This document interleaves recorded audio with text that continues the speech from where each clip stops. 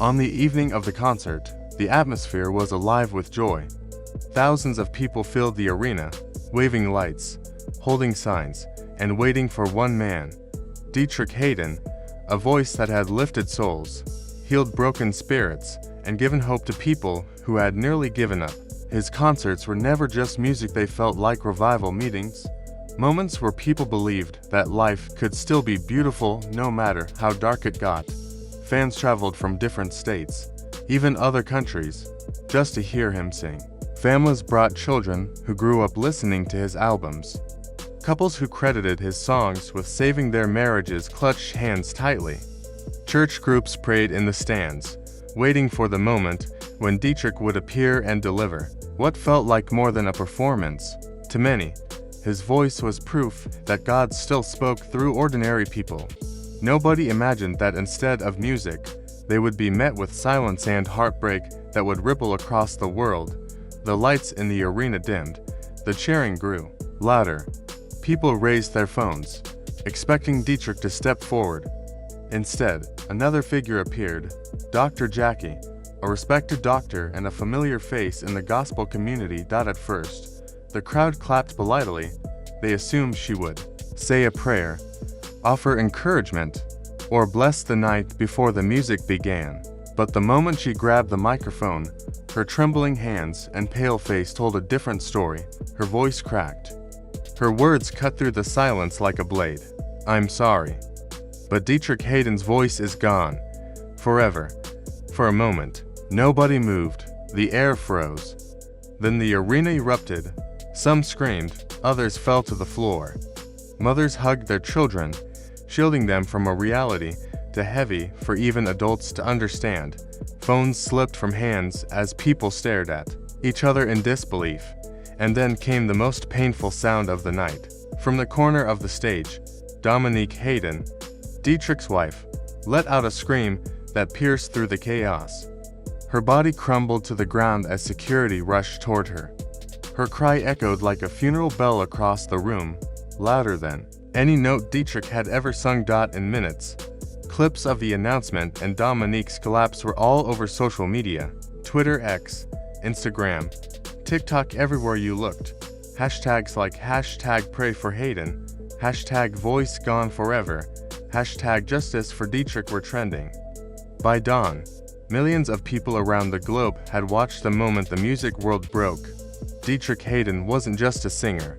His music had been a lifeline for decades. To a struggling single mother, his voice over the radio had been the only thing that helped her get through nights of exhaustion.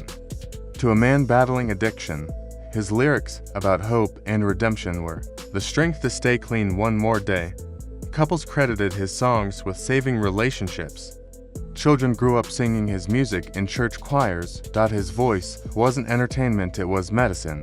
So, the thought that it was gone forever was unthinkable. But beyond the grief, a new question began to rise. Was this really fate?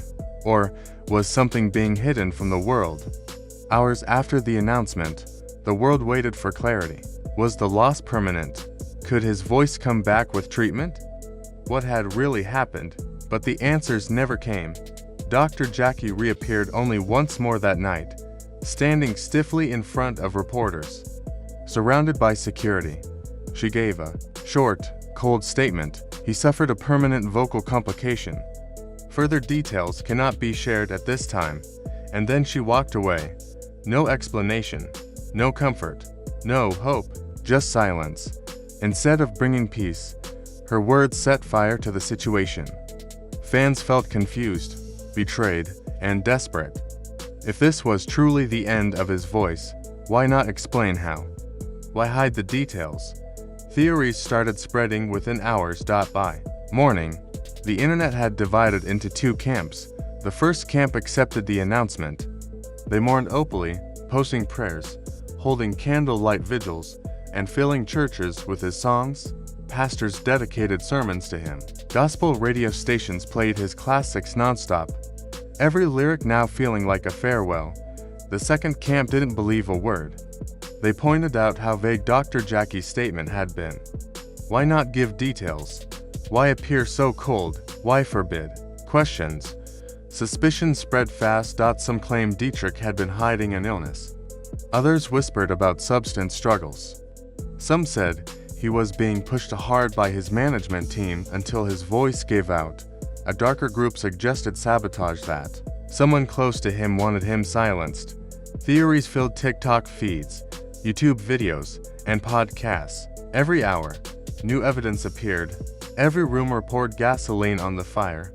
While fans argued online, Dominique vanished from the public eye. Insiders whispered that she cried endlessly at home, refusing food, unable to imagine life without her husband's voice. Friends said their home felt like a house of mourning. The children were confused and scared, asking questions that had no answers. Is Daddy ever going to sing to us again? Days later, cameras finally caught Dominique, leaving what looked like a counseling office. Sunglasses hid her swollen eyes, but reporters shouted questions. For a moment, she ignored them. Then she paused, trembling, and whispered a single sentence. You don't know the whole story. Those 7 words shook the world. What story? What was being hidden? Soon after, a blurry backstage video surfaced. It showed Dr. Jackie speaking urgently to Deitrick's team after the announcement. Though the audio was muffled, one phrase could be made out. Don't let this leak. That clip exploded online. What exactly wasn't supposed to leak? Theories multiplied. Some said Deitrick had undergone risky surgery months earlier, and the truth was covered up. Others swore his managers forced him to keep performing through pain, ignoring doctors. The most extreme claimed someone inside his circle had poisoned him. The hashtag shifted. It was no longer thus hashtag pray for Haddon. Now it was hashtag truth about Haddon, hashtag justice for Deitrick, hashtag what are they hiding. Inside the Haddon household, grief turned into chaos. Dominique barely spoke. Some claimed she couldn't even look at her husband without collapsing. The children grew frightened, clinging to relatives who flew in to help. And Deitrick himself, silent.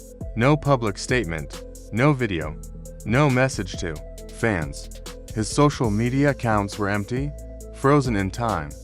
The silence was deafening, and it only fueled suspicions that something darker was happening behind closed doors. Then came another blow. A leaked voicemail from someone allegedly close to the family hit the internet.